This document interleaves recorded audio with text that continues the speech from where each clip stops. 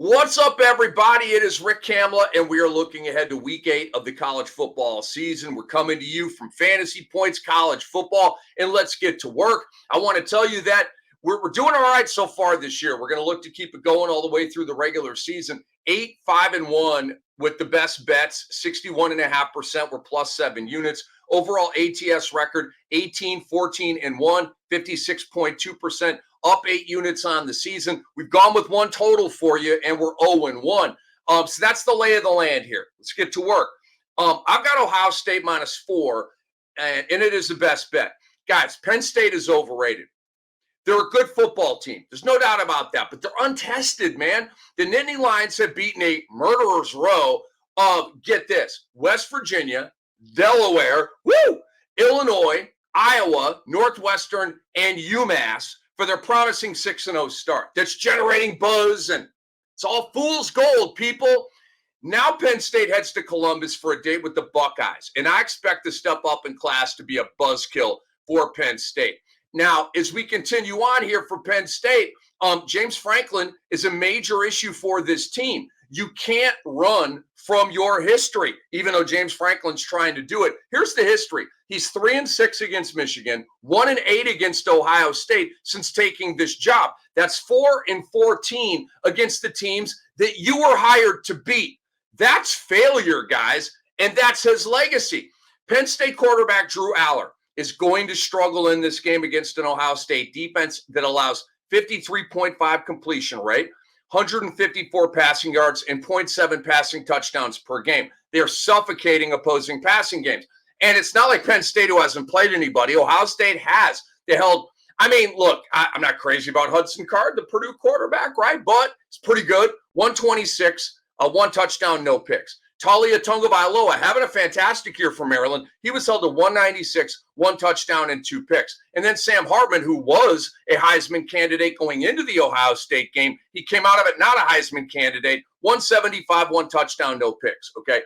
That's against some big boy quarterbacks right there. Penn State has been suffocating the opposition's passing game. The numbers are fantastic. 121 with the yards, 0.2 touchdown passes per game. But those stats don't hold up to me because the best quarterback they have faced is Cade McNamara, and he blew his ACL in the game against Penn State and didn't even play the whole game, okay? Ohio State quarterback Kyle McCord is battle-tested from his trip to Notre Dame and victory at Notre Dame, and I believe he's going to perform well enough to win and cover here. I don't see 350 yards and 3 touchdowns from Kyle McCord. Let me make that clear. But I see enough to get this job done for us. Most of the action's been coming in on Penn State. Again, overrated, people not detecting the fool's gold, which we are here. And so 66% of the money is coming in on Penn State. When they zig, we zag. That makes me like Ohio State even more. Risk 2 units on this one. It is a best bet.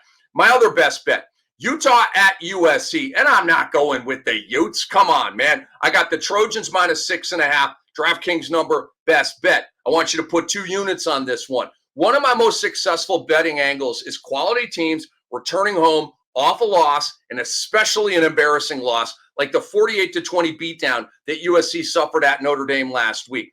I had USC plus the points last week. My bad, we got that one wrong, okay? It was only 1 unit. Don't be that mad at me.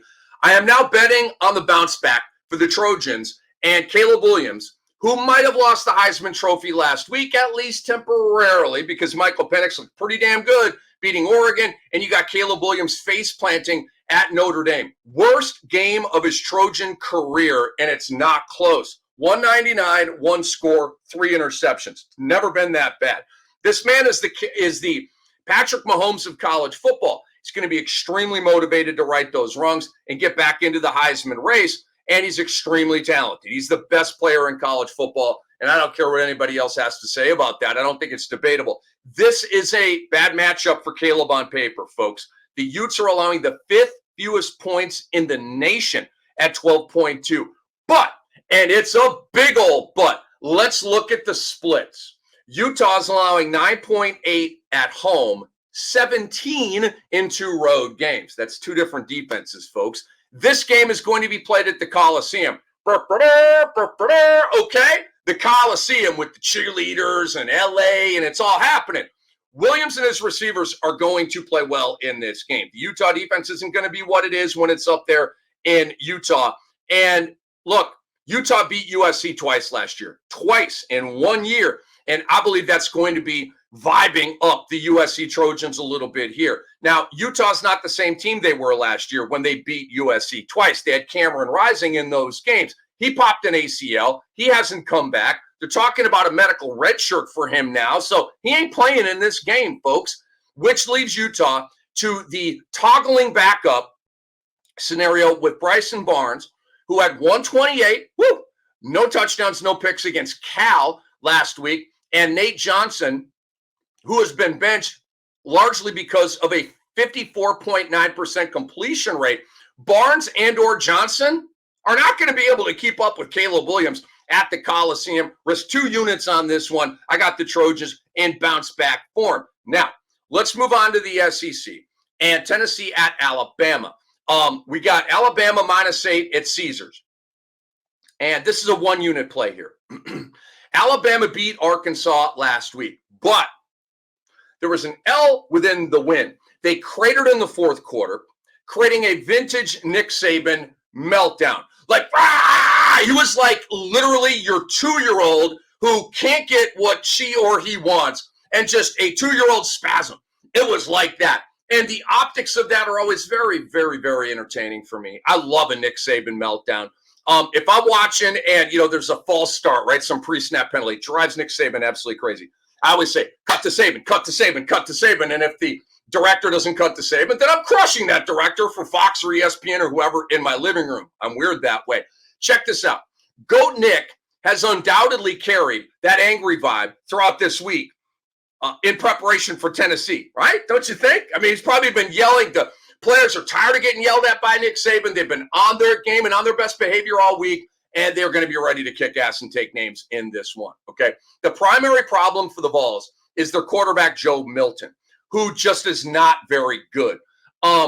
This is by far his toughest test of the season. This is Bryant-Denny Stadium, and we've got a faceplant alert for Joe Milton. He threw for, get this, 100 yards, 1 score, 1 pick in last week's win over Texas A&M. 100 yards. He has a touchdown to interception ratio of 4-4 and 0 rushing touchdowns across 3 conference games. Tennessee fans are going to be like, where is Hendon Hooker when we need him, as they watch Joe Milton play very poorly, I believe, in this game. Alabama's defense is really good against the pass. They're giving up 187 and 1 score per game. Tennessee's formula for beating you, if they can, is running with their 3-headed monster, headed up by Jalen Wright, who had 136 last week against Texas A&M. That ain't happening again this week. Bama allows 3 yards per carry. And Jalen Milroe.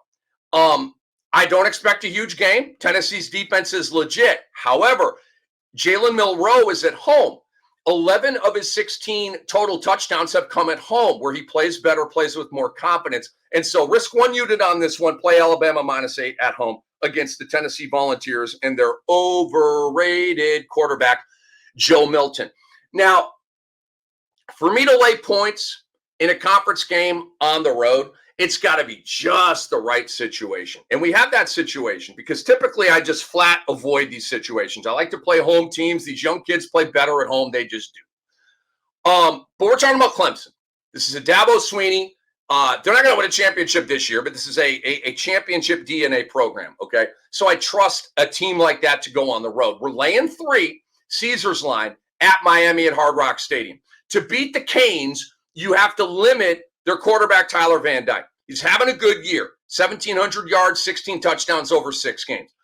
But Clemson is going to get to Tyler Van Dyke. Their pass defense is awesome. They're giving a 54% completion rate, 175, and 0.8 touchdown passes per game. That's elite, okay? Van Dyke has struggled in 2 conference games. After a 4-0 start, getting everybody psyched about Miami. Again, fool's gold, going back to what we talked about earlier. The non-con portion of their schedule was cool. 4-0. Good for you. All right. Well, now let's get into ACC play and see if it's legit. It's not. Tyler Van Dyke has a touchdown to interception ratio of 11-1 in non-conference games, killing it, slicing and dicing. In conference games against Georgia Tech and North Carolina, who do not have vaunted defenses, he's got a ratio of 5-5. 5 picks in 2 conference games against Tech and UNC. Not good. If TVD isn't cooking, Miami isn't cooking, and TVD ain't going to be cooking, and so Miami ain't going to be cooking. Let's flip it to Clemson. Cade Klubnik, their quarterback, is having a breakout season. All right, 14 total touchdowns through 6 games, and I got a big game alert for Klubnik. Miami is surrendering 32 points per game in 2 conference games. Star running back Will Shipley is now rolling after a slow start. He's got a touchdown rush in 3 straight games, and he's coming off of a season-high 97 rushing yards in their previous game. Miami is very solid against the run. 88 yards allowed, 1 score. However, Shipley is a vet on his way to the NFL. He's a durable grinder. He went to Syracuse and got tough yards, and he's going to go to Miami and get tough yards. That's what he does. And I like the spot for Clemson. They're coming off a bye. They're going to be rested. They're going to be well prepared. They had 2 wins in the back pocket heading into the bye. And now you got Miami, who is picking up the pieces, and their fan base is screaming at Cristobal again, because here we go, another crummy, dummy season in Miami. They trailed 38-17 early in the 4th quarter at North Carolina last week, right? Blowoutville, and then put a couple of touchdowns on the board in the 4th quarter to make it ultimately a 10-point loss. But that loss did not feel good. And again, Miami is coming out of that. Is it a bounce back factor? Potentially. Or maybe Miami's just not that good. And that's what I'm betting on here. I don't think Miami's that good. And I think Clemson is still pissed. And the fact that they have 2 L's is still lingering with them. And they're going to be very, very motivated coming out of this. But risk 1 unit on this one, folks. And go get them, baby. Go make some money on college football. I'm Rick Kamla for Fantasy Points College Football. And we'll see you next week. Peace.